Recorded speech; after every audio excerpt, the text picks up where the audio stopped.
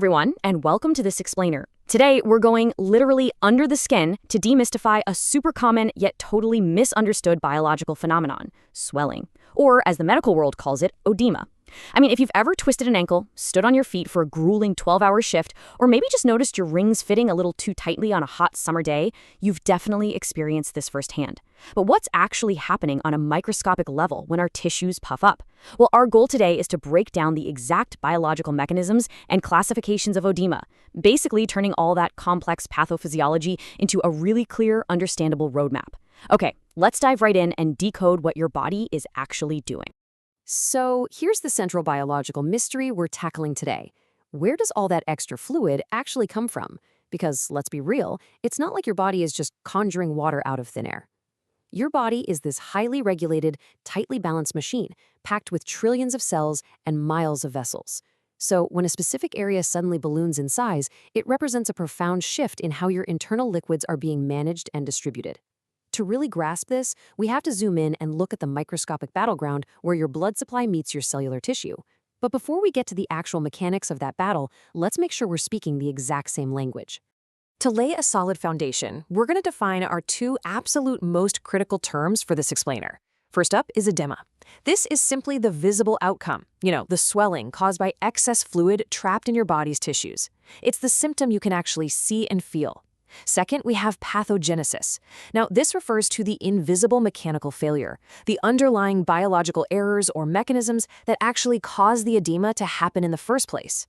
Think about it like this. If edema is the overflowing sink in your bathroom, pathogenesis is the exact sequence of pipe failures and clogs that led to the flood. We really need to understand both the visible outcome and the invisible mechanical failure to get the whole picture. Section 1. Pathogenesis. How it actually happens. All right, to make sense of this, just picture your body as this incredibly intricate plumbing system. Your heart is the pump, your blood vessels are the pipes, and your lymphatic system, well, that's your secondary drain. Basically, edema is a catastrophic plumbing failure. And here's the sequential breakdown of how it goes down. Step 1, pressure builds up within your tiny blood vessels, which we call capillaries. Step 2, that immense pressure just totally overwhelms the system, and fluid is actively forced out through the super thin walls of the blood vessels and into the surrounding empty spaces, what we call the interstitial tissue. But wait, we have a backup system, right? The drains. Well, that brings us to step 3. The lymphatic system, your body's natural drain network, gets overwhelmed or damaged and literally fails to clear away that excess fluid. So the water's left running, the drain is blocked, and boom, the tissue swells. Now, what's really interesting about this slide is seeing the two competing forces constantly at war inside your capillaries. On one side, you've got hydrostatic pressure. Think of this as straight-up physical water pressure. Like, if you turn a garden hose on full blast and squeeze the end, that pressure pushes water outward against the walls of the hose, right? In your body, if blood pressure spikes in the veins, hydrostatic pressure literally pushes fluid out into the tissues. On the flip side, we have oncotic pressure. This one's a bit different. Your blood is full of these large proteins that act like microscopic sponges, actively pulling fluid back into the blood vessel to keep it from escaping. But if you lose those proteins, maybe due to liver or kidney issues, your oncotic pressure drops, your sponges basically disappear, and the fluid fails to be pulled back in. So, pushing too hard or failing to pull back, both of these lead straight to swelling. And then there's the third major culprit in our pathogenesis, lymphatic obstruction.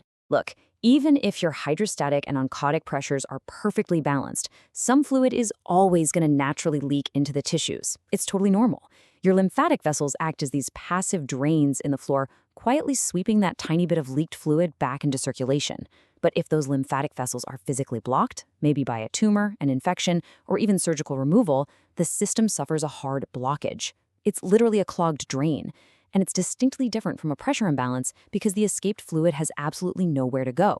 It just steadily pools in the tissue over time, creating this very specific, incredibly stubborn type of swelling. Section 2, classifying oedema types. The different ways swelling presents. Medical professionals don't just look at swelling and call it a day. The actual geography of the swelling tells them exactly which pipe is broken. We can broadly classify this as localized versus generalized edema. Localized edema is kind of like an isolated puddle in your house, maybe right under a leaky sink. It's restricted to one specific area, like a swollen ankle after a sprain, or a single swollen arm because of a blocked lymph node. The problem is strictly localized to that specific region's plumbing.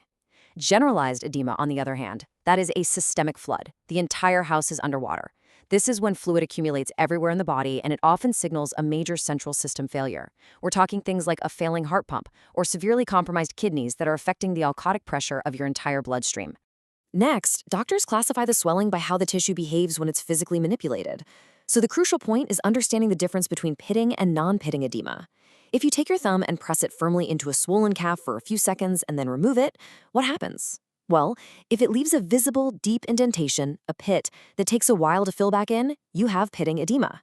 This tells us the fluid trapped in the tissue is mostly just water. It displaces really easily when you push on it. But if you press the skin and it feels firm, bouncing right back without leaving a dent at all, that's non-pitting edema. This indicates the fluid is rich in proteins or cellular debris, making it really thick and gelatinous. And that usually points directly toward that lymphatic hard blockage we talked about a minute ago. Okay, let's take a quick breath here and look at the full picture, because combining these terms is the real key to unlocking the diagnosis.